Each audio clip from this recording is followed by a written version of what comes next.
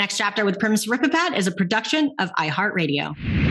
Hey everybody, it's Prim. Welcome to The Next Chapter presented by Baron Davis and Slick Studios. This week's guest is former Notre Dame and NFL offensive lineman Mike Golic Jr. I'm sure many of you have gotten to know Mike during his 6 years or so at ESPN as a radio personality, as a college football analyst, also as a hilarious human being, and also a donut cookie eating enthusiast. He has many things. Well, I wanted to bring Mikey, as I call him, on again because I'm catching him at a very pivotal period in his life. He's about to start a brand new chapter, which involves a new job, a new city, a new home, and a new company, and also probably a new identity. And with this transition, he is now having to say goodbye to a place, which includes Connecticut and ESPN, two places that he's known for a very, very long time. So I was curious about how he's processing this new chapter in his life as he launches this new show called Gojo with Mike Golic Jr. alongside DraftKings, which, by the way, you have to check out because it's really good. And I say bring him on again because it wasn't literally the night before the interview that I realized that this is now the third time I'm interviewing him in the past several years. I interviewed him the first time in 2017 for our Second Life documentary, which chronicled my professional tennis comeback. And in that interview, we talked about his transition from football. But then I interviewed him a couple of years ago for The Next Chapter in 2020. But during that time, it was only 10 or 15 minutes, and he gave us a nice, hilarious, again, tour of his West Hartford, Connecticut apartment and showing us what he was up to during the pandemic. But this time around, I wanted it to be much more serious. I wanted it to be a deeper dive and a deeper conversation about his life and his identities and how he's processing his departure from Connecticut and ESPN. Again, two places that have been a tremendous part of his life since he was a child. And I was also curious if his departure and exit from ESPN was somehow prompted or even inspired by his father's exit from ESPN. I'm sure many of you know his father, Mike Golic Sr., also a wonderful human being, but also a Notre Dame alum, just like Mikey, a former NFL player, and also somebody who was with the company for 2 decades and one of the faces and the co-host of one of their most popular shows, the Mike and Mike Morning Show. So in this hour-long interview, we unpack a lot. We talk about Mike Jr.'s complicated journey of both maintaining his relationship with his father, his mentor, somebody he looks up to, while attempting to become his own person, which is not always an easy thing for offspring to do, especially when they involuntarily sometimes have to live in the shadows of one of their parents. And within the same topic, we also discuss his continuing battle with the nepotism label, as he calls it, and how he's learned to protect himself from people, mostly fans and those outside his entrusted circle, who constantly point out his position of privilege, as if to say he wouldn't be where he is without his father. And of course, I have to point out that that could be nothing further from the truth, because I've seen firsthand just how hard Mikey works and also just how good he is. And he was great from day one. I saw it firsthand during his first week at ESPN, and we worked that entire NFL season together in 2016. And while this show is primarily aimed at showing the humanistic side of athletes, I think this interview really did just that, but maybe in a different tone. It did show the humanistic side of sports because Mikey is a former athlete, but in this sense, it showed the humanistic side of sport and his journey as a sports media personality. I really hope you enjoy this deep dive with him. So without further ado, here's Mike Golic Jr. And after many, many, many minutes of catching up, we fast forward to the part about us talking about his post-college journey, including his roller coaster experience at the pro level, and then him making his way into sports media.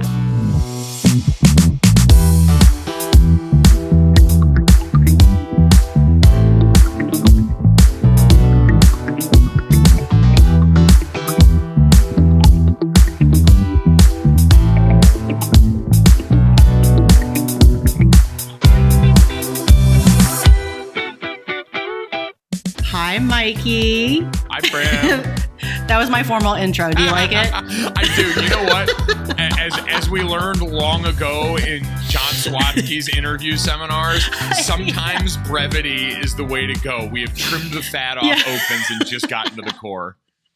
I know. For those that didn't hear, I just did a countdown, the typical like TV 3, 2, 1. I was just like, "Hey, Mikey," like that's it. That's just all I get. How are you doing, my friend? I'm good. It's nice to talk to you again. It's I know become this sort of like fun. I choose to look at it as fun in this phenomenon with my friends in media where I get to talk to and catch up with a lot of people on a podcast on something like that, which, some people would look at and say like, all right, like, is this for content, whatever? I'm like, no, this is how we communicate. We all have things going on. I am always happy when someone decides that, I am someone, they valued enough or had enough of a relationship enough to talk to on whatever their platform is. So this is always fun for me. I always think these are cool.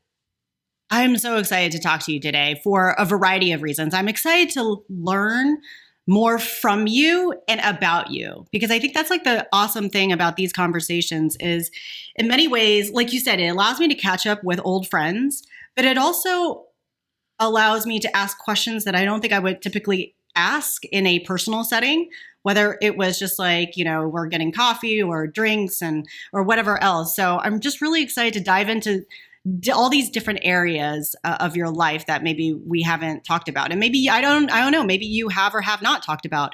But firstly, I just want to say congratulations on your new podcast. I'm catching you at a really good time because I feel like you're embarking on this major new chapter. And I have to point out that just last night, it occurred to me that I've now interviewed, this is my third time interviewing you on the show. Yes. Because my husband pointed that out. He's like, oh, in 2017, we interviewed you for Second Life, the documentary. I was like, I forgot about that. Oh my God, I totally forgot. And then I interviewed you during the pandemic in 2020. So I wanted to ask you, what do you make of the fact that this is my third time interviewing you? And I haven't even interviewed any of my guests on the next chapter twice, but I'm interviewing you 3 times. Listen, I am honored by that. I don't know what I did to deserve this distinction. I don't think I'm nearly that interesting. Hopefully the people listening do, and they continue to listen and listen to all the other great things that you've done. But no, you know what? I always just think it's nice that we have all through this job or through whatever job we've been a part of, like formed bonds enough to where we all feel comfortable doing that and, hopefully continue to. Like that's what this is all about, is getting into this line of business. I think more and more is about trying to create and find community, which is kind of what everything's about. But I think especially for us, it kind of leads to these moments, which is nice. Yeah. Well, in 2017, I interviewed you for our Second Life documentary, and we were talking about your transition from football. And then in 2020, during the pandemic, I interviewed you for the next chapter when we were dealing with the whole COVID situation. And so you gave us a nice tour of your West Hartford apartment, I think it was, and showing us like your lovely couch and what was in the fridge. So this time, I think we're going to have a much different conversation. But before we begin, do you have any questions for me? I don't have any questions for you. I'm kind of, listen, at this point now, I've been doing my own podcast for about 4 weeks as of the taping of this show. And so I've been so used to, kind of having to drive the ship a little more. We're a more Spartan operation. So I've got my hands in a few more parts of the process than usual. So I'm very excited to just follow you on this journey through this podcast. I am a very happy passenger. I love it. I could tell that you were not prepared for that question because very rarely does a host ever say like, hey, do you have any questions like during the recording? And then another question I'm going to ask you is there anything that the concept of this show and kind of the direction in which I take it, but do you have any questions about yourself or any other areas in your life, at least when it comes to the intersection of your multiple identities, sport, and personal life? Is there anything that you're interested in exploring?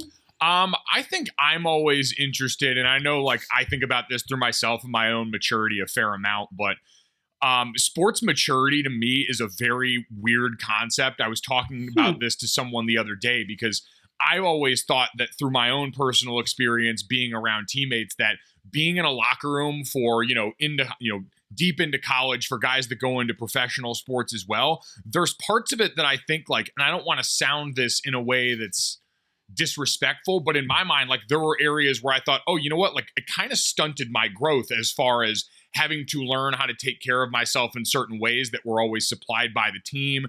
The mentality you have when you are playing a game, albeit one that's highly professionalized in all these different ways that we've seen in college and certainly professional sports. But I think you've got that on one side where in some ways you mature a little slower because you're in that environment for so long. And then in other ways, especially in professional sports, when we see 22-year-olds handed life-changing sums of money, and now all of a sudden we expect them to grow up overnight. We expect them to be able to lead and change franchises, to be CEOs. And so I think it's an interesting tug of war in what some of the sport, I think, and I should probably use more me in this, because I think for me, there were ways that I felt like, wow, those were immature things that I was doing in that environment for longer than maybe I would have otherwise. And then conversely, now as someone in my, getting to my mid 30s, looking at kids entering the draft right now who all of a sudden have the weight of this world placed on them and who are going to have all these expectations from the communities that they play in, from their families, from people that have been in their lives, and are expected to grow up and all of a sudden be able to shoulder that load really quick. Yeah, sport maturity. I've never heard anybody really reference it in that way or explain it in that way. But that's something that definitely came up a couple of weeks ago when we aired Greg Oden's interview, the former number 1 overall pick. And that's exactly what he talked about. He was just basically this overnight sensation and was dubbed this like savior for Portland. And he was just talking about how no one gives you a manual for how to prepare for that type of stage. And you're right that I feel like society, media as well, kind of like places this pressure and also this expectation that like we assume that just because somebody is physically and looks mature, that we expect them to be mature on a personal level. And that's not always the case. So when you talk about like instances where you wouldn't have done certain things, are you what specifically comes to mind? I think the way that I can go from, the base level of things that you learn how to do or are supposed to learn how to do as a young adult, like, you have all your medical stuff taken care of when you're a part of these teams. You get to walk into a training room and have doctors and everyone on standby there. And now all of a sudden, I get hurt or need something as an adult and I'm learning these things for the first time. Like, where do I need to go to like make sure I'm getting good PT if I have an injury right now doing something physical, getting all of those things set up. And I think, in some cases, professional development, because while you can do some things, and I was fortunate in my line of work to get to do behind the scenes content at Notre Dame and other things, I remember talking to guys that would graduate and leave Notre Dame. And Notre Dame's a place that I think really, and I just say the bias as an alum of that school, but in general is dedicated to the academic mission in a way that maybe not everyone is. And even there, I had teammates of mine who would graduate and say, man, you either walk out of here overqualified for the job based on the degree that you have, or underqualified for the job that you want because you haven't had internship opportunity. You haven't had the ability to go and get that meaningful experience that other students would in that process. You get, and we all learn how to spin our academic accomplishments and experience into things that might mimic what you would be helpful on a job application. But a lot of times there's really no substitute. Some places are getting better at trying to bridge that gap now, but I think there's those areas where you walk out after all that and it's, well, man, I just spent all my time putting all my eggs into this basket by and large, because we all come with that dream. We're all at school on scholarship for that sport. And so it's hard to not give it that place in your life at that point. And then there are plenty of guys that walk out on the other side and just are not equipped in the ways that I always think they should be for what comes next in life. And that's a really fantastic point. It's so interesting that you mentioned that from some of your teammates, that they feel like they're either overqualified or underqualified. But with regards to your trajectory, I was really trying to like piece everything together in your timeline and everything. And of course, my first go-to source was Wikipedia, which we all know is extremely credible. But I use Wikipedia to kind of get like the timeline of everyone's professional trajectory. But it seemed like you were always on the move, even after you graduated from Notre Dame. Like, you entered the pros, and albeit there was a lot of like coming and going. It looked like, you signed with the Steelers, and then a couple months later you got cut. I'm looking at your timeline now, and then you signed with the Saints, and then you got waived by the Saints a few months later. And then it looks like you joined the Montreal Alouettes. It was Arizona Rattlers. 2014 was a year. So I got cut in the elevator by the Saints before June. NFL fans will know that there's a June 1st date that gives you some salary cap relief if you sign veteran players on the other side of that. So they signed a veteran. I got cut with a Subway sandwich in my hand in a hotel elevator going up to watch Game of Thrones, and then went to training camp with the Alouettes. I played in an experimental fall league, like basically a knockoff version of what you're seeing with the USFL and the XFL right now. It was the XFL, or the FXFL. It's even hard to say and cumbersome. I lived in a Holiday Inn Express on Staten Island for 2 months and played football games where the Brooklyn Cyclones play their baseball games on Coney Island. And then went to one more training camp with the Saints before I finally thought maybe I need a profession that wants me around a little more. Wow. And so that was about a 3-year period that you were coming and going and all that stuff. And I think there's this notion that professional athletes make a lot of money. There's a lot of prestige. There's much more stability than they realize. And then afterwards, you kind of seamlessly entered the broadcasting space. And of course, we all know your dad, Mike Golic Jr., who was the face of ESPN and Mike for roughly 20 years. And then here you went to ESPN. And I want to say, like, when I was looking at your Wikipedia page, I'm like, nowhere did it mention around 2016 that one of your first shows was with Prim Siripipat. Right. Hello. Where was the shout out? And I think it was Operation Football. Was it? Football. Right? Yes. Yeah. Yeah, no, So the disrespect there is palpable from Wikipedia. And listen, we have the power because it is Wikipedia. So if you're listening to this podcast, go and add that to my bio. I don't know how to do that because I'm, my father's son and at times less internet savvy than I'd like to be. But listeners to this, go and make sure that it adds proud former co-host of Prim Siripipat on Operation Football. Exactly. Well, you and I have there's been quite the path of, you went to ESPN 2016. We had the Operation Football. You came to our wedding. We had a very good time there. You ended up missing your Sunday show with Stu Gatz, right? And they had to go to your Twitter timeline and figure out where you were. They were worried about you, but then they realized that you were at our wedding and you missed the show. So they were like, okay, he's fine. He's just sleeping and probably hungover. So that was fun. There was no probably in that. Yeah, arguably my greatest ESPN moment, and that show with, Stu Gatz from the Dan Le Batard show, that's one of the pillars of this industry, especially in sports talk and podcasting now. Stu Gatz, who didn't need to be doing a Sunday show with a guy who was in his second year of doing all of this, was kind enough to do it with me because we had struck up a friendship, and then immediately knew how to turn that into content. I would argue it was the best show we did on that Sunday morning, 7 to 9 a.m. Eastern, where we were hungover most of the time anyway. After that wedding, I was very hungover because you guys threw an excellent bash to celebrate the union, and it was awesome. But I woke up with 5 voicemails from a weird number because it came through the ESPN studio. They were having people call in and leave me voicemails asking where I was from as a bit on the show. And all I looked at was a text from my mom. It was 2 texts that summed it up perfectly. It was 7 o'clock, Mikey, where are you? And then 30 minutes later, all it said was, and this had to be after Stu Gatz pieced it together on air, all it said 30 minutes later from my mom was, "Oh no." That was it. Your mom sent you that text? That's hilarious. Oh no. Oh no, that's it. Just like, Mikey, where are you? Oh no. She figured out where I was, and she knew the answer wasn't good. I love it. You're in an interesting juncture. I'm gonna take the conversation very kind of like left hook here, but you're at a period where you're still living in Connecticut right now, right? Yep. Okay. And here you are embarking on this new chapter. It's going to be a new city, new job, new podcast, new show with your teammate, Brandon Newman, which is so exciting. Gojo with Mike Golic Jr.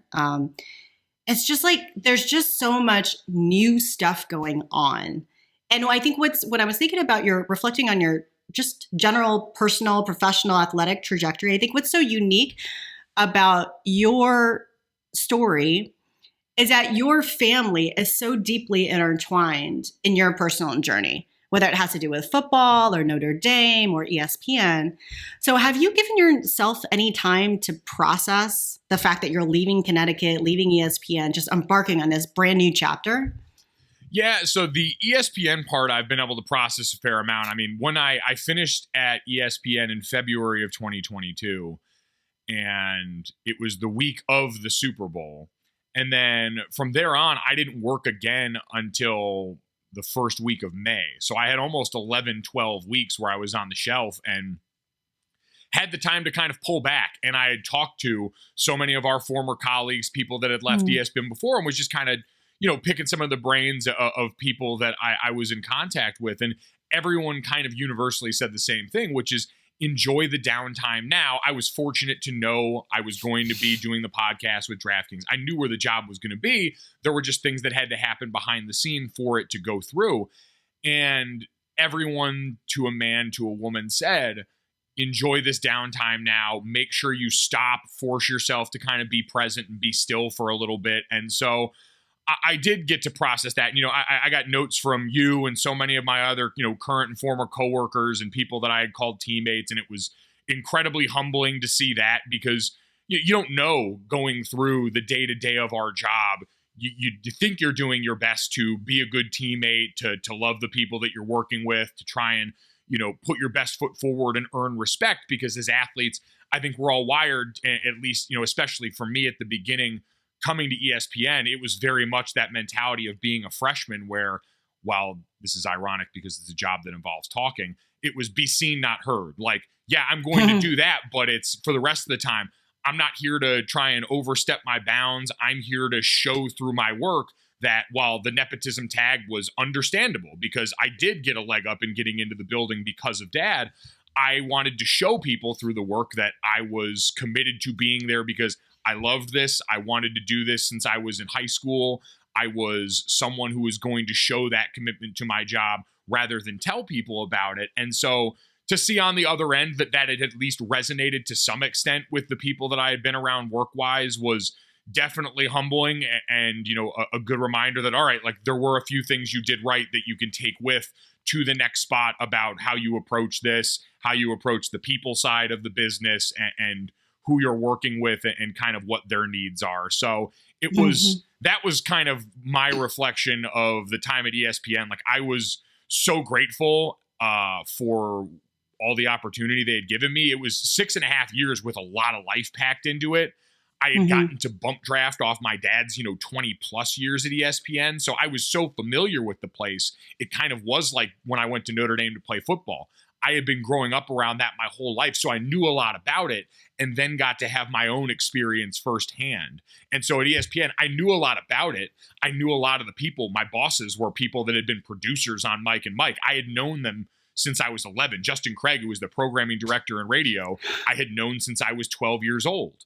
And so I knew all of that, but I didn't have my relationship with work or with them. I had my dad's relationship and my relationship through him. And so it was kind of just reflecting on how I got to that point personally and professionally during my time at ESPN through the sheer volume of reps, through the sheer number of opportunities that I was fortunate enough to be a part of, to forge my own relationship with so many people in this industry, to forge my own relationship with listeners, and to just kind of figure out what being me on air and as a person really was as now an adult away from sports in the ways that I had before and covering them and being someone, approaching, at that time for me, like 28, 29, 30, when I really started to, relax my shoulders a little bit and say, all right, we can do this. We've there's ways and opportunities in here for you to be yourself and your own unique version of that. And so, that's the really long-winded way of saying that I definitely got to reflect back a little bit and was thankful for how much I learned how to be myself over the course of 6.5 years under the ESPN umbrella. Yeah, there's two parts that I kind of want to tackle in terms of like you finding your own voice and doing that on air. Mm-hmm. That's a really hard thing, as we all know, as talent, to like get to that point where you feel much more free and you can really be your authentic self. I feel like that's hard to do if you really off air don't know who you are. So it's like an evolving process. But I think, talking about your departure from ESPN, do you think you would have still left if your dad was still there? Do you think that would have mattered? I think it would have definitely, I mean, it's hard to separate that out because he had been such a big part of my life there. I mean, we got to do a show together for 3.5 years in that range. And it was awesome. Like we've both said separately, professionally, there will never be a thing that we get to do that's that cool. Like it, just such a unique opportunity. We see plenty of families that end up in sports media, but very rarely are they in roles where you can come together and actually, we called college football games together for, a couple instances, got to do the radio show. And so that part of it was just so unique. And obviously there were some things about Dad's departure that did not sit well with me and my family. I mean, that's, been no state secret. And, I think that certainly probably would play a role if Dad was still there. But at the same time, it was also just looking at my life, and a lot of the decision to leave was about sort of like a nexus of opportunities. And we've seen sports gambling is a space with a ton of growth potential. The podcast space is one that is certainly continuing to grow and I think becoming one of the more consistent listener experiences. It's intimate in different ways. It was a different kind of challenge. And for me personally, it offered, what I still believe can be a little bit more work-life flexibility and the balance there, because I am given more space and more agency in how exactly we go about building this. And there was part of me that looked around at the end of my time at ESPN and loved what I was doing work-wise, loved the people I was doing it with, but just saw, the amount of time I was spending with it, how I kept, taking on more and more of that because I did enjoy it, but also that I was 32 and single in Central Connecticut and wondering, all right, am I serving the other areas of my life as well as I need to be right now? Or if those are things that I value and that matter to me, do I need to do something to create more space for me to make sure that I'm fulfilling that part of my life and exploring and growing that part of my life the way that I've been pouring into the work part of my life? And that's a luxury that comes from privilege of, having the financial security to do that, of, coming into an opportunity like this. But that was absolutely a big part of the process. So yeah, Dad still being at ESPN definitely would have made it enticing because, my family would have still been out here. My parents don't live in Connecticut anymore. My brother and sister don't live in the state. I'm the only one out here from that family. And while it's fine because planes exist and we can get on them again, it's just a very different dynamic once that happens. And again, while I had, I felt by the end my own identity in the building, my own relationships in the building, there was always a certain part of that place that was going to have bits of my dad there because he had been so much a part of building the department, especially that I worked in. Sure.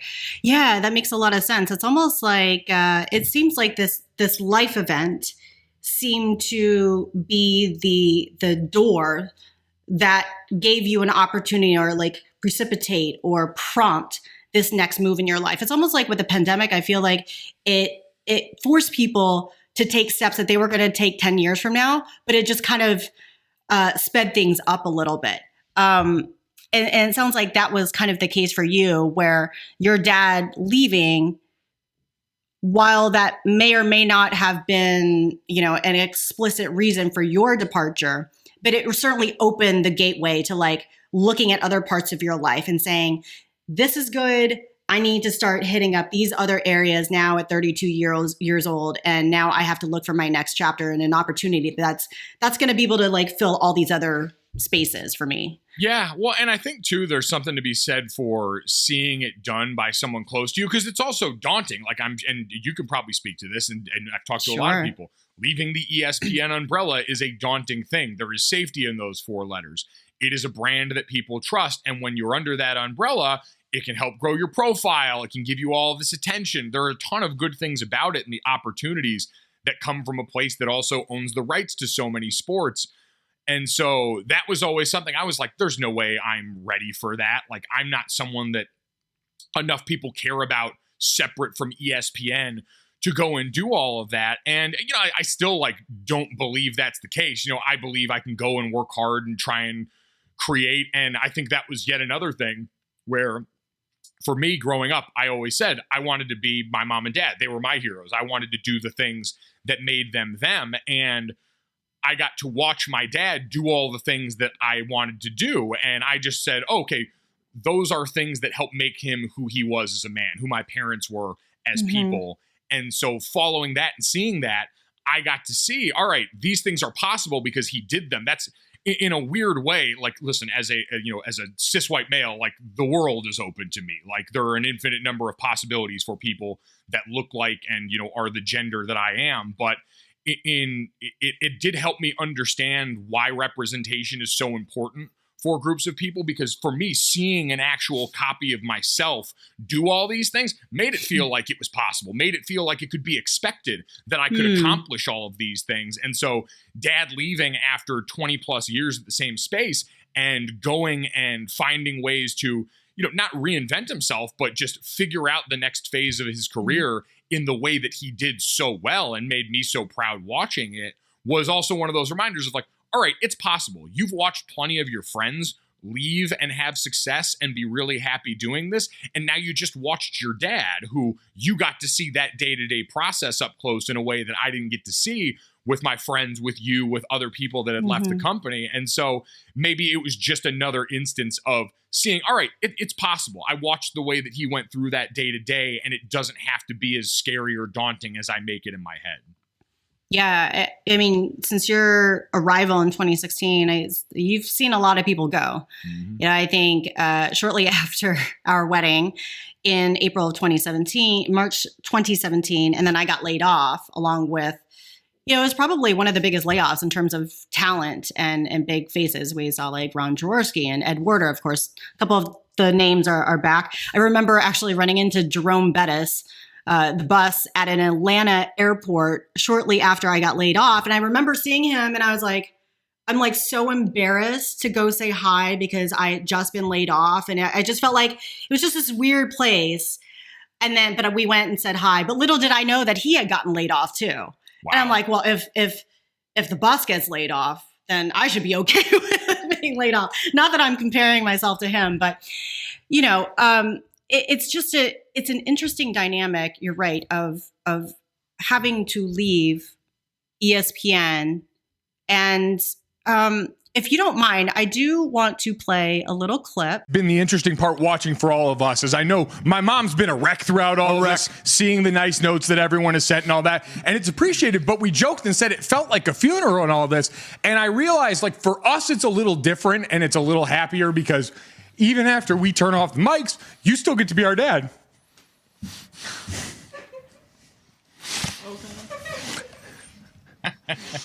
And I think that's the part that through all of it, oof, I am my mom's son.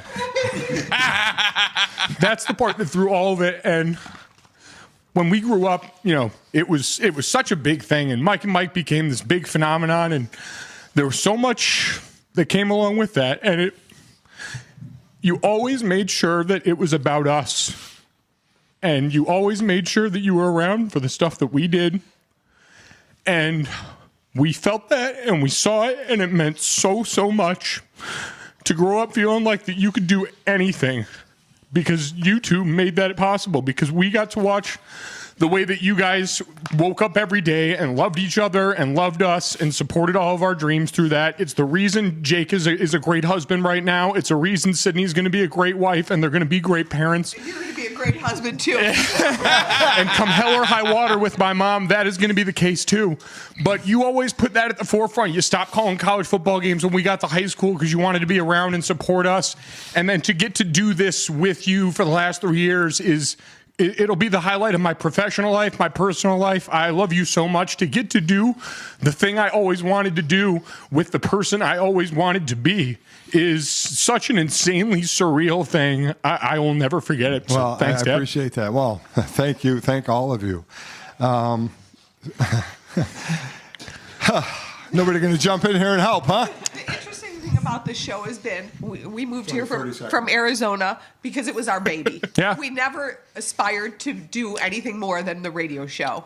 It was the pinnacle for us. It's meant everything to us. It's been a part of our family, and that's why this means so much to us. This is why we did it, and this is why I did it for right here and what Mike just said. All the guests and all the people we mentioned, everybody was so important, but there's nobody as important than who is sitting right here on the set with you right now.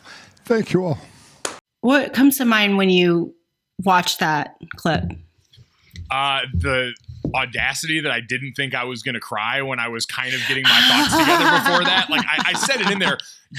I'm sure people will see in the video. My mom was holding a towel, not a tissue, not a handkerchief, a towel, because she knew she was going to sob because she was self-aware enough. And I thought, oh, I am a radio professional now. I will be able to compose myself here.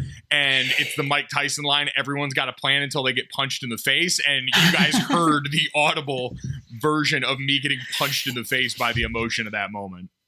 Yeah, I think that was just a good example. And you should be emotional. Oh, yeah. Because in just that little bit, I mean, for heaven's sakes, I watched that the other day, and even just listening again, I shed a tear just because you can feel the emotion and the passion and the love. And in different breaths between you and your father and your mom.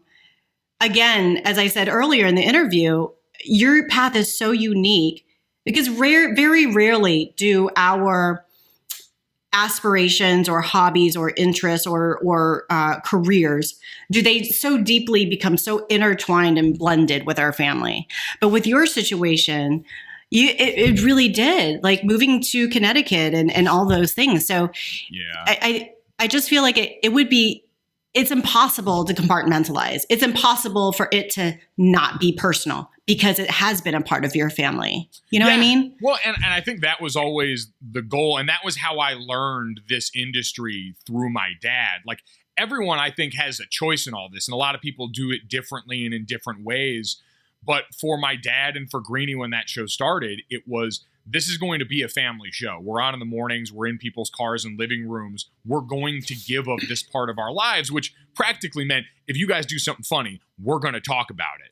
And so we knew that, but it also meant, you know, they were going to talk about our athletic achievements. And we had, when people would approach my dad in public, we had to kind of very early on get used to, people would always ask, oh, Sydney, you know, my sister, how's swimming going? Or how is football going? And it's a little jarring at first to realize that, but it prepared me for what this job can be. And, you know, what radio, podcasting now, like they're intimate mediums. You sit with people for a long time. I mentioned, like, you heard from people over the years. And I remember when those notes were coming in for Dad, the amount of people who used to send pictures to Dad and Greenie from the delivery room. They had Mike and Mike on while their kid was being born, or had listened to it, you know, when they had lost a loved one, or listened to it in some situation that got them through something or gave them joy in some area. And you just saw how much those relationships meant. And it was in large part because they gave so much of themselves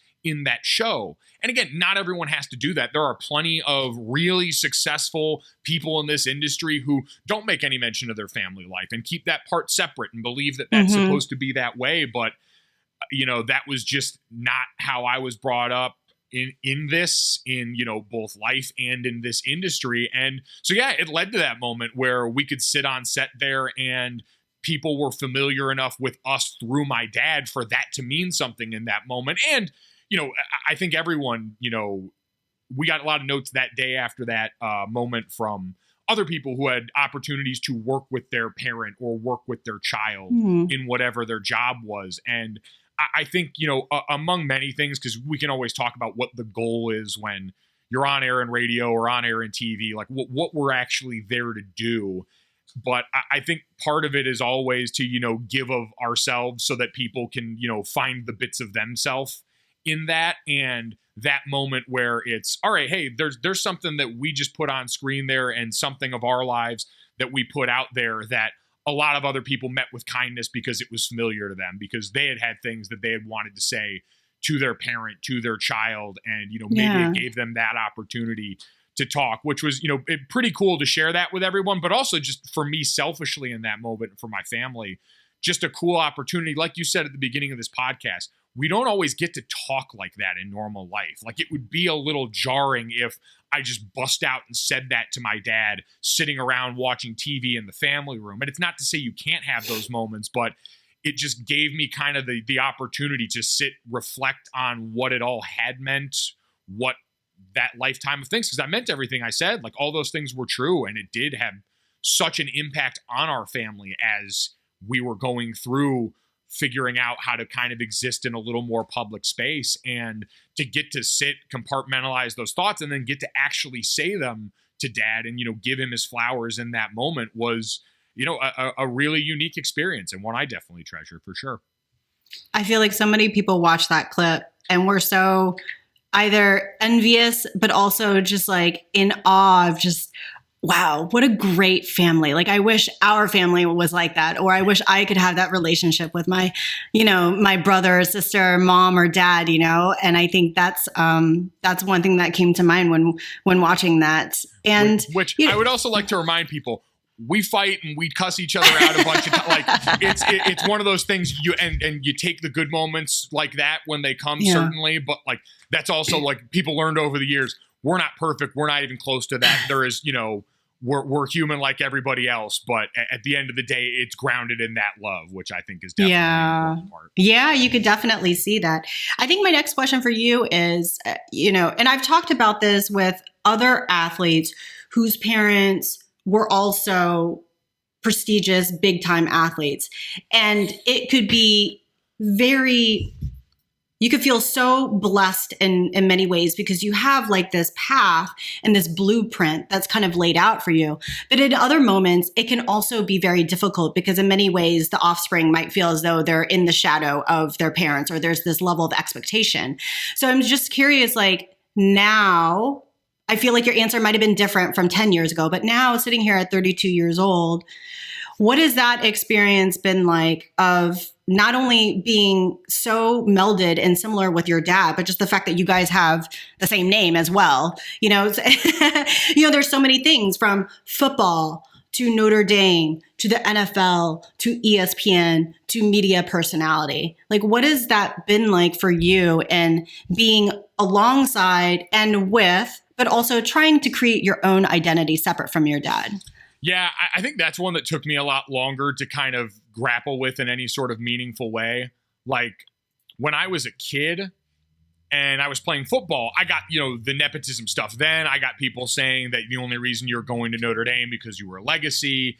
I got used to that. That's why when I got to ESPN, I was like, oh, this sounds familiar. I kind of know how to deal with this already because I've heard that from people. But at the time, I was a young, confident, 17 and 18-year-old getting ready to do all that and had my dreams in front of me, was playing the sport that I wanted to at the place that I always dreamed of playing it. And then, this, once you get to a collegiate athletic environment, you're so focused on the day-to-day, and you're so focused on, all right, what am I trying to accomplish long-term? What am I trying to accomplish here in the day to get my tasks done with work, with workouts, with school, with practice. And so I don't think I noticed it as much then. And, I got fortunate to, I was a late bloomer. I didn't play as much as I wanted to in my career. I ended up with 17 starts that were backloaded my fourth and fifth year, senior year. And, I got lucky because then I was around for that 12-0 season. We got to play in a national championship, and that was a big confidence booster of, all right, like I had finally gotten to do the thing.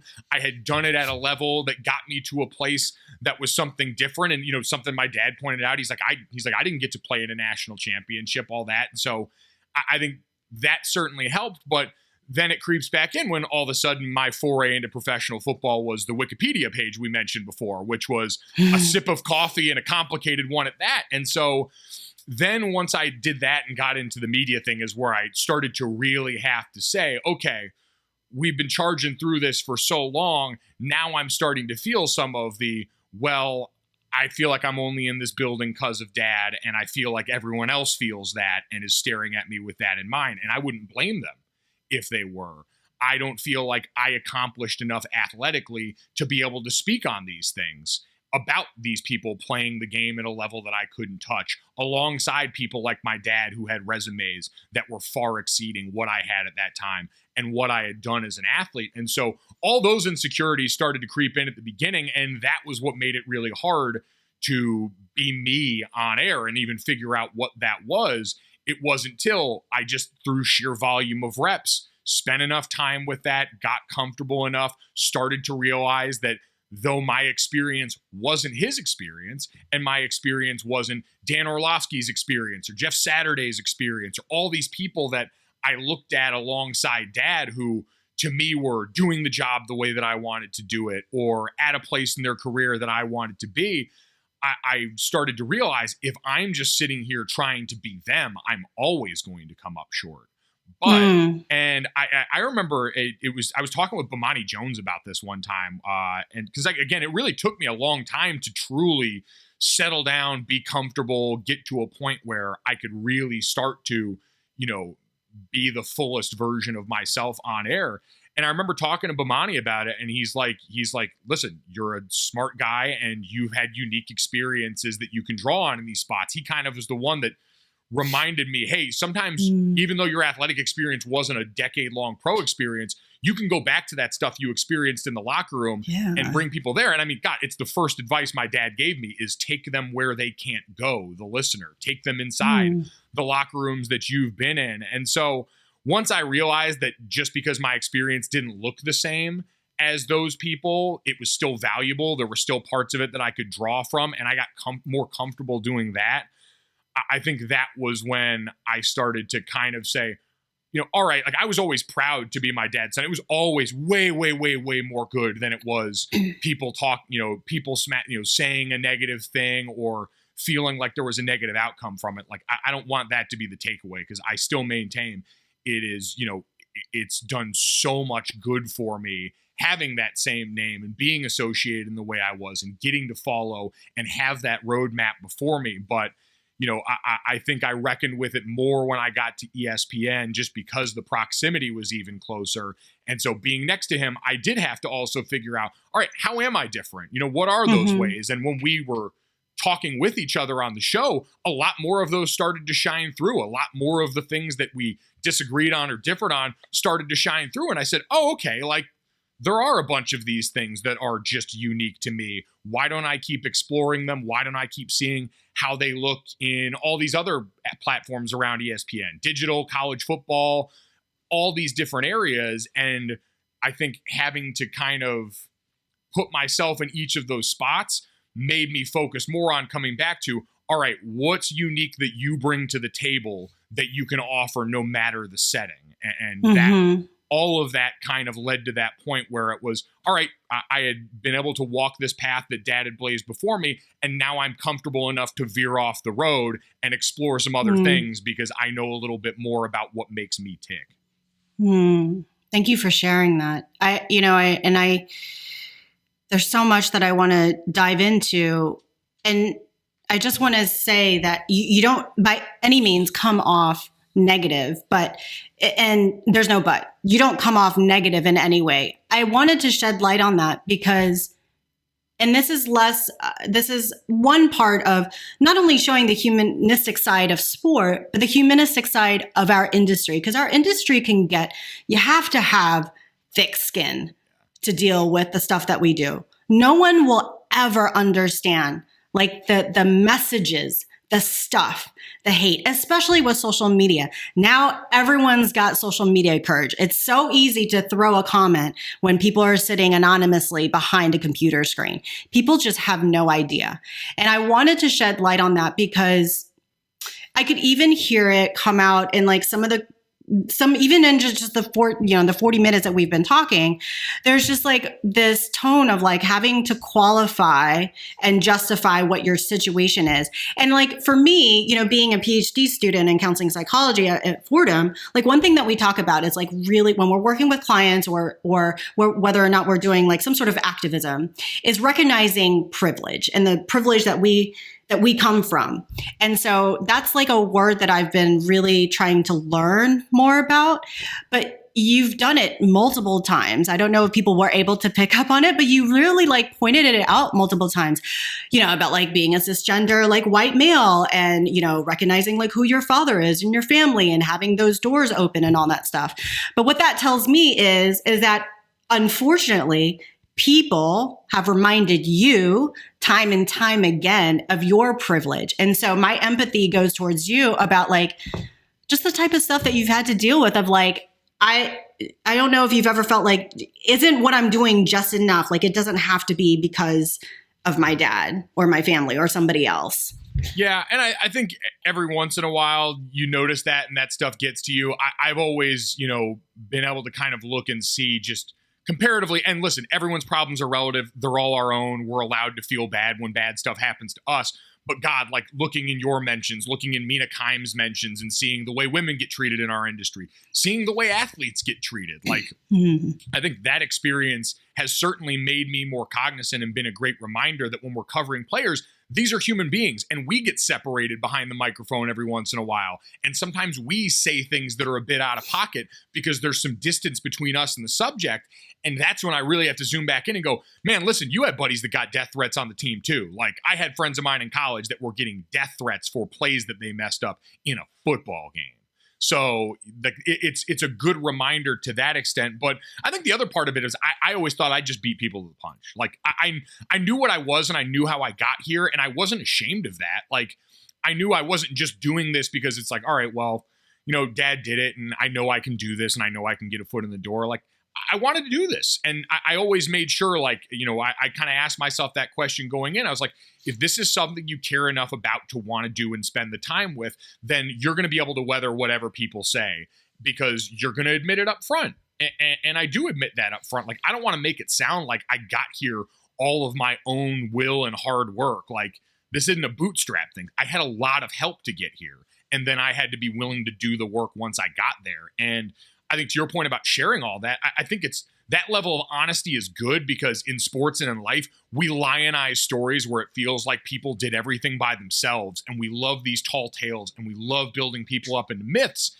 And it's hardly ever the case. Like we're so selective with when we decide that an athlete accomplished everything by themselves, or we run through the laundry list of people that they always thank at awards who helped get them to that moment. Like it is much more often the village. It is unique opportunities that come up. It's who you know in this industry so often. And that just happened to be a relative for me. And so again, I think it always came back to because I knew this was a job that I wanted to do, because I knew the reasons why I wanted to do it, and I trusted the work that I was going to do once I got wherever I was very comfortable admitting all of that because it was a part of how I got there. And anytime I talk to a young broadcaster or someone who reaches out and asks questions about this, the first thing I always say is my experience probably is not going to be your experience. Like how I got to that place that I was is not really a road that everybody can travel because of how I got my foot in the door. I can tell you what the work looks like when you get there. I can give you and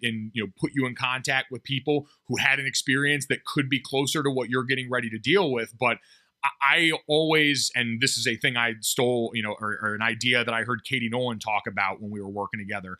I want to talk about what I know. And I don't want to, I don't want to overstretch that because that's an easy way to find myself in a position where all of a sudden I'm on uncertain ground. I want to talk about what I know. And at this point, I'm very comfortable with, all right, these are the things I know. These are the things that I would like to learn more about. And I'm going to be honest about them when I talk to people about it. Mm-hmm. Mm-hmm. Yeah, that type of honesty with ourselves about what we know and what we don't know can be quite the evolving process. And if there's one thing that I do know about you, is that you are an unbelievable hard worker. And you're also just like naturally so good at what you do. Like with regards to the hard work, like you majored in film and television and theater, right? At Notre Dame, you got a nice, beautiful 3.4 GPA. And then when you started at ESPN, when we worked on Operation Football in 2016, like you had just started, and I'm like, God dang it, this guy is so good. And how old is he? He's like 26 years old. I was just like, the level of confidence and honesty, and he feels so comfortable in his skin. So it's so interesting to hear that you had all these other insecurities, and it took you, understandably, it takes most everybody, maybe even 5-10 years to get comfortable, especially when you're on as talent. But it's so interesting to hear that all these insecurities would emerge, especially within the first several years, where when I looked at you and sat right next to you, I was like, God dang it, this guy is so good and so confident and so himself. I'm like, how do I get to that point? But how did your insecurities manifest themselves in your work and also your personal life? I'm asking a double barrel question here. And how did they manifest? And then how did you work through them?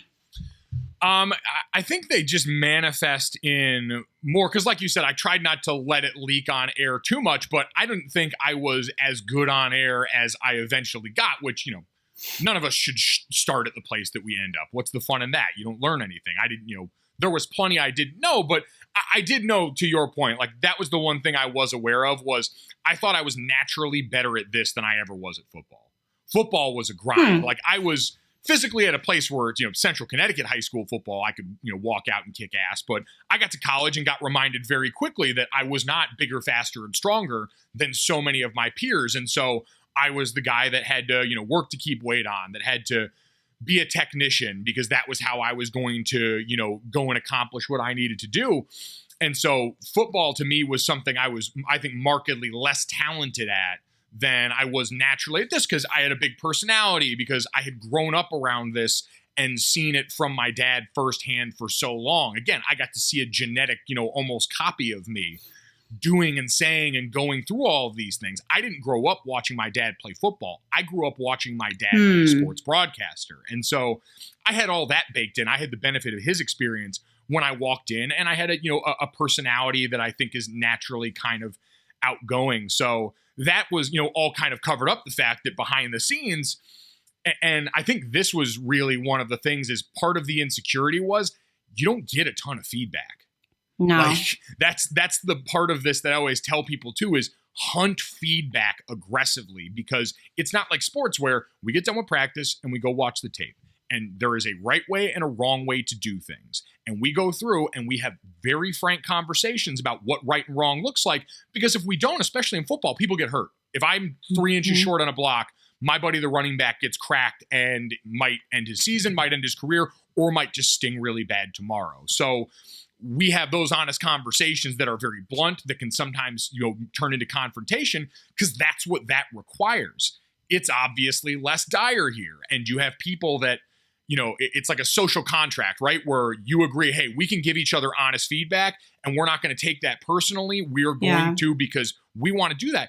Not everybody's got that contract in this industry. Like not everyone's got that comfort level in dealing in that way.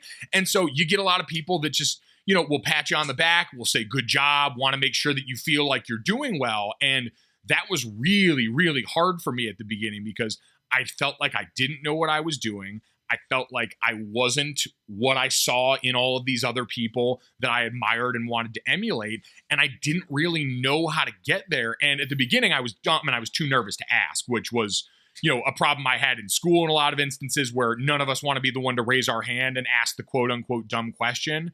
And so I slowly, I think, got better at that and asking more people about their process, and was fortunate to find people who would lend me their ears or eyes and give me feedback on stuff.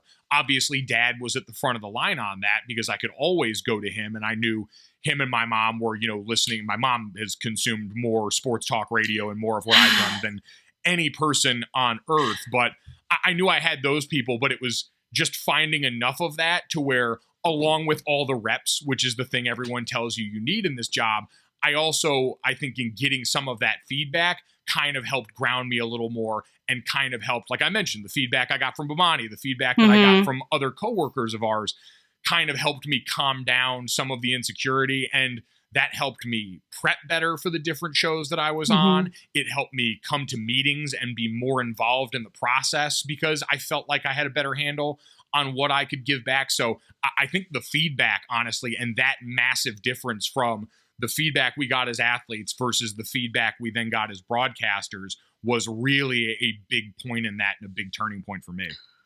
Ooh, we don't have enough time on this show to talk about the feedback or lack of feedback that we get as talent.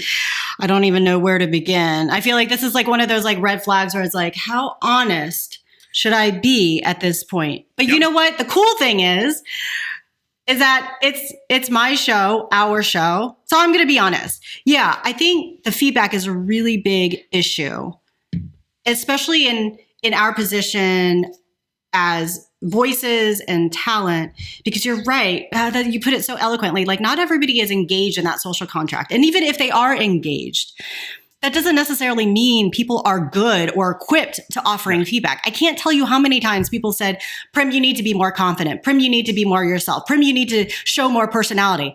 Well, now that I'm like much more knowledgeable at all that stuff, like, what does confidence look like to you? Are you making assumptions about that my voice or my tone or my stature or even my gender or race or what I'm wearing is influencing your thought on how I come off as confident? Or what does personality show? Does that mean I'm louder in pitch, or I'm higher in pitch? Or does that mean I am more direct, succinct, briefed? Like, the vagueness in terms of our feedback is like nuts, and it sends us in circles. It's really tough. And I think for me, as I went, because again, I was fortunate to, find some. I mentioned Justin Craig's name before. Brian Yarrow, who worked in college football, was really giving of his time with me. And both of those guys had done it for so long as producers. The one thing they did that kind of helped me to that end, because I as much as people say be yourself, like there was no how in that. Like, they didn't hand you the how in all of that. And I still don't think a lot of people necessarily did. But I think the thing that helped me the most, and I'd be curious about how you felt about this, is I always felt like, and this may be especially for like radio long form areas that are a little more amorphous, I needed someone to show me where the lines were.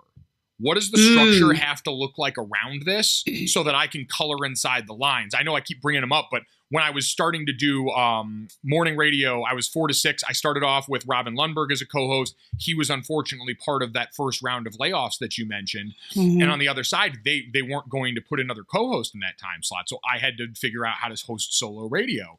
And so I would listen to a lot of Bomani in the afternoons and other guys that had done it solo. And I saw the way the guys at the Levitard show would, structure where they put ads in the right spot, have like a defined open and close, all these things that like I just needed to put up posts around what I was doing so that I could get to the part in the middle and then relax, not have to focus so much on, all right, let me make sure we get everyone paid up with this ad read. Let me make sure that I tease whatever we got to do. Like, get that all out of the way and then unclench my jaw and get to try and just have a conversation a little bit more. But that was, you're right, kind of the closest I got to, anyone aiding me in being myself in that regard, because that's kind of an ambiguous bit of feedback.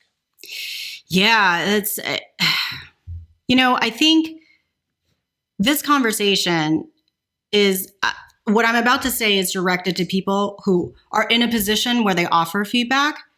And I think there is a skill when it comes to it. And when we tell people, just be yourself, well, then that implies like specificity is really important. And when you say just be yourself, that means that the person who is trying to be themselves is not good enough. And so what does that mean in terms of whatever they're presenting right now, that you try to tell them to be themselves, and you're implying passively that that's not enough. So, and then on the psychological side of it is like, well, if I am myself, that's the risk that we take, because then if we're ourselves on air publicly and it's not received well, then that's like the worst rejection in the world that you can experience. It is, but at the same time, because like as a mantra, I still think there is value in that. It was the first thing my dad ever told me. And again, I got to see how he did it. So I had an example that maybe, added to that advice in a way that made it more full. But what you just described was the exact feeling I had somewhere around my 4th year when I was at ESPN. Because I had people all the time that would chirp me and say, as soon as your dad's gone, they're going to fire you. And like I think I signed 3 contracts there. I was like, dude, if they wanted me gone, they'd have had me gone a while ago. Like we're past. Like all you're that. saying people inside the company, or people outside would say people, that? I say I should be more specific. These are like trolls. Okay. These are people outside. Gotcha. This is not anyone inside the building. No, there was a lot of love. There was a lot of very supportive people inside the building. Okay. I'm saying outside the building, these are people on Twitter, the people that are going to try and say negative things that sometimes would get into your head. And I had enough of those people that would come up with that. And my thing always was, and what I settled on after a while was, I would rather go down swinging being myself than trying to mimic someone else and having that fail. Because my God, the what ifs that plague you there, like, I can figure out, I would hope, because I can't say this for sure because I haven't done it, but I would hope that I've got the resilience to where if someone did let me go or if I was fired tomorrow, I'd be able to piece it together and figure out something to do and be that resourceful. I would hope that for myself. But if I'm going to get there, God, I wouldn't want to be sitting there with the what if of, well, what if I had just done what I thought was the right thing to do in that spot? That was informed by the things that I had learned from other people, that was informed by knowing what best practices were, but then also filtering that through the lens of, well, this is my experience with that directly. It's the same way that a football coach can teach you technique and tell you exactly how to do something the right way. And then you get out of the field and it's, well, yeah, coach, I know you want my hand like this, but that guy's 350 pounds and running at me full speed. I can't put my hands like that on him at my size with my physical tools and have that work. I've got to do something a little bit differently. And so that, I don't bring it back to sports for overwrought metaphors to, remind people that I am a sporting man, but it really is like these things are the stuff that I held on to from sports that are like reminders that I have the light go on, almost daily at times of, oh man, yeah, this was a thing I learned here that absolutely applies right now. And I think that was one of those things where once I figured out through trial and error, all right, what do I look like on air? I was like, I'd rather be that guy and lose than try and be somebody else and hang on for a little bit longer. Wow, that's so fascinating. So it really sounds like when you were drawing that comparison back to the head coach telling you something about technique-wise, it doesn't always work in game time situations, that you were applying this in this professional entity like aspect or chapter of your life, which tells me that maybe you were kind of getting some feedback that was like, okay, that doesn't really fly. And that's what we have to do. We have to like really filter through this feedback. And that's a really hard thing. It's like, okay, this person gave me this feedback. That person is a position of power, but I have to put that inside because that doesn't really work. And then this is good.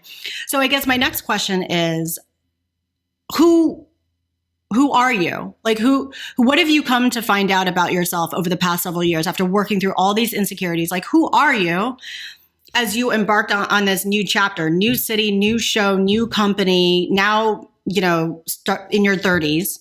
Who is Mikey? Yeah.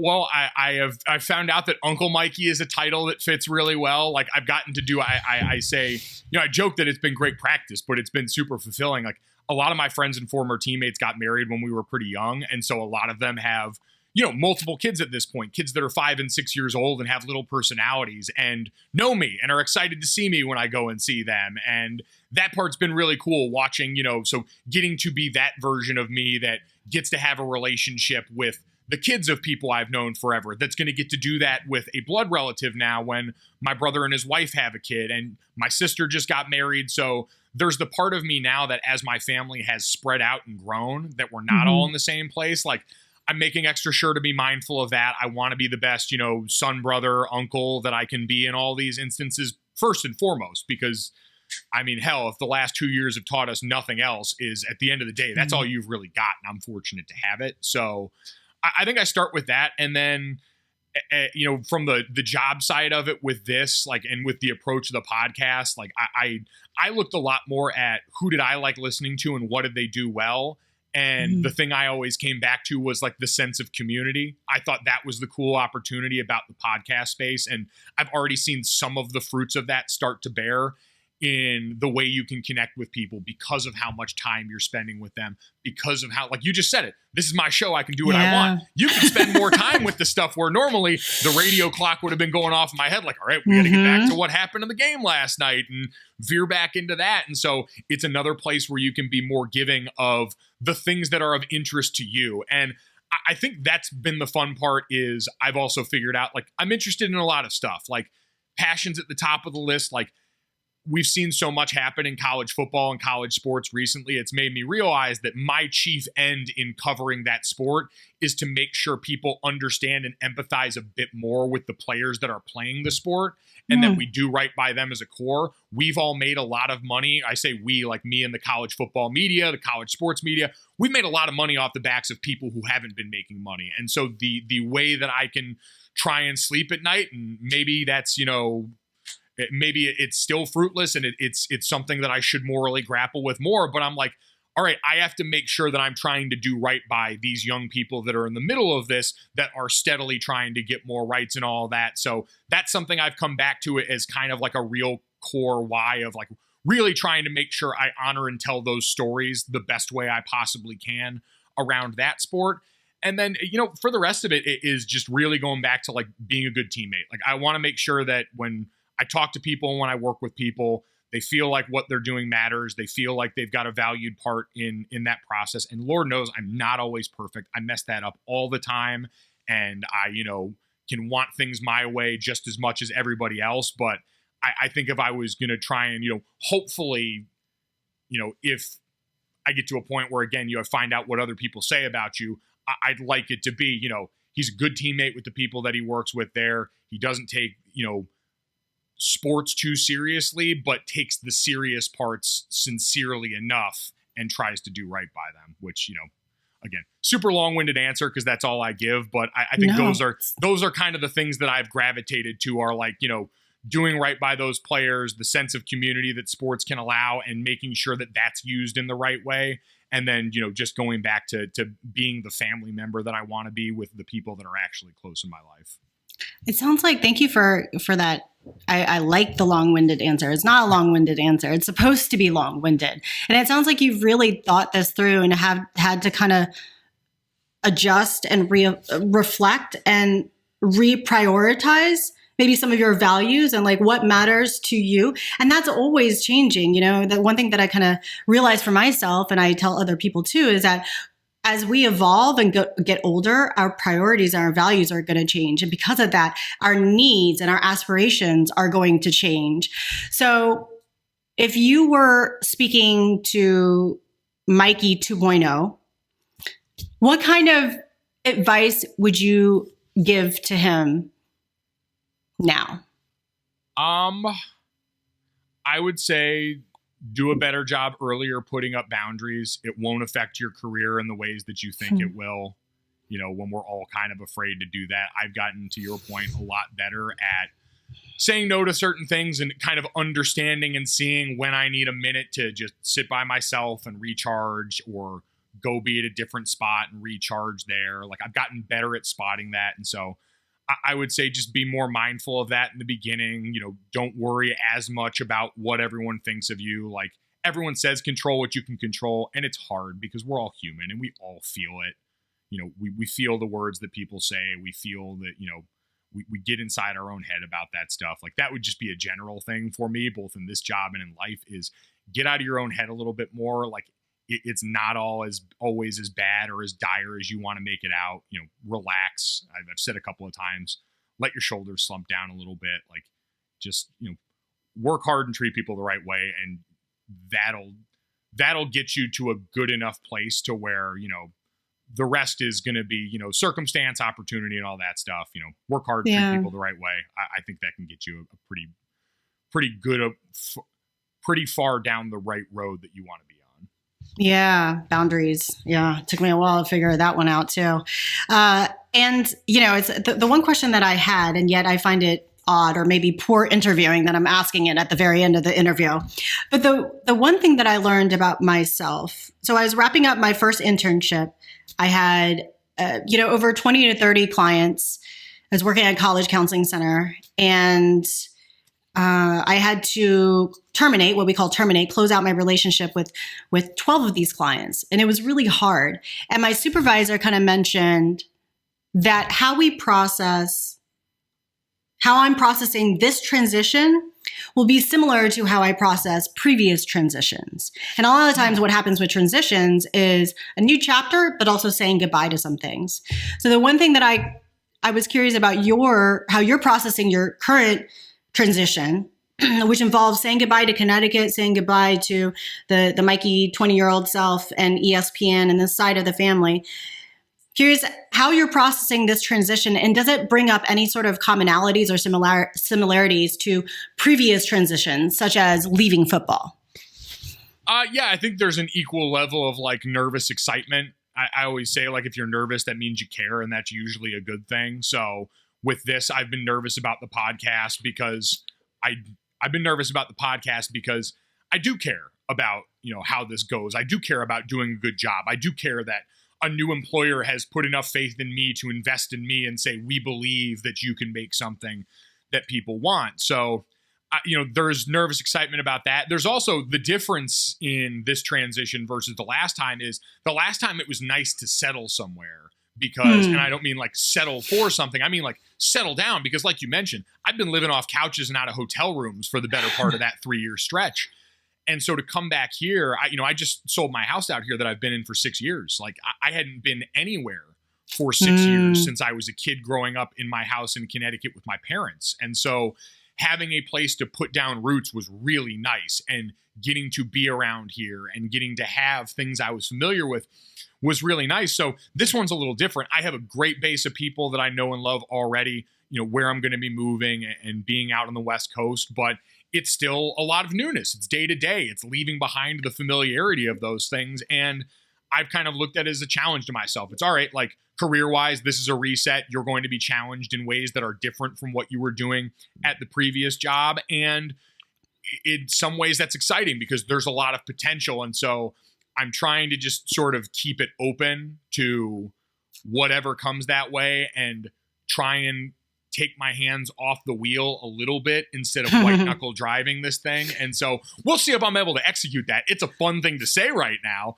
as I'm getting ready to do this, but I think that's how this transition differs is it's a little more about like, I want to allow myself for some uncertainty because I had gotten in a really good, comfortable spot, but I realized, like I talked about, personally and otherwise, there were things that I thought, all right, maybe I need to explore in a different way. And I've got the opportunity to try those now. So I've got to be mindful in the same way that I was mindful of taking every opportunity that was presented to me at work, chasing those down and busting my ass for those.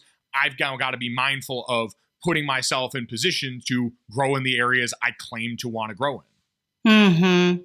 Well, I and we here at the Next Chapter family wish you the best of luck. You're going to do amazing things. I'm so excited for you. I'm excited for your California trip and new move, and good luck with the show. I've listened to, a couple of the episodes and it's awesome. You guys are going to be great. You're going to do great. And you're just a terrific human being. And maybe that's why I've interviewed you 17 times on the show and I have like 18 episodes. You know what? I am honored. You have been always a fantastic friend. You and your husband Ben have been such awesome people to me. While we were teammates at ESPN, now that we're all in different spots here. So really appreciate that. Really appreciate this. I look forward to podcast number 18 at some point with you here. Podcast number 1 on the Gojo podcast with you at some point down the road here as I get to now turn around and have conversations with my friends. So it's a lot of fun, and it's always really nice catching up. Yeah, it was awesome catching up and also taking this conversation in a different light. And I'm just going to throw it out there again. if by chance in the next several years you'd like to hit up the wedding industry, I do think there's a major future for you. There's a reason why you keep getting invited to all these weddings. It's because you're such a phenomenal wedding guest. I mean, there is some opportunity to be had there, Mikey. I had to dust off my dancing shoes, my sister's wedding, and then a friend of mine from Notre Dame got married in the last couple of weekends. And Prim, I just want to put it out there, the fastball still hums. So, as Prim said, if your wedding is in need of a party starter, look no further. I am available for hire. Just don't make him miss his podcast, which now you don't have to worry about that because you don't have to come on at 7 a.m. in the morning. So you're good. Thank God. All right, Mikey, thank you so much for coming on today. Thanks, Prim. Really hope you enjoyed that conversation. Be sure to check out Mike's new show with DraftKings, Gojo with Mike Golic Jr. The Next Chapter with Prim Siripipat is a production of iHeartRadio. For more podcasts from iHeartRadio, visit the iHeartRadio app, Apple Podcasts, or wherever you get your podcasts.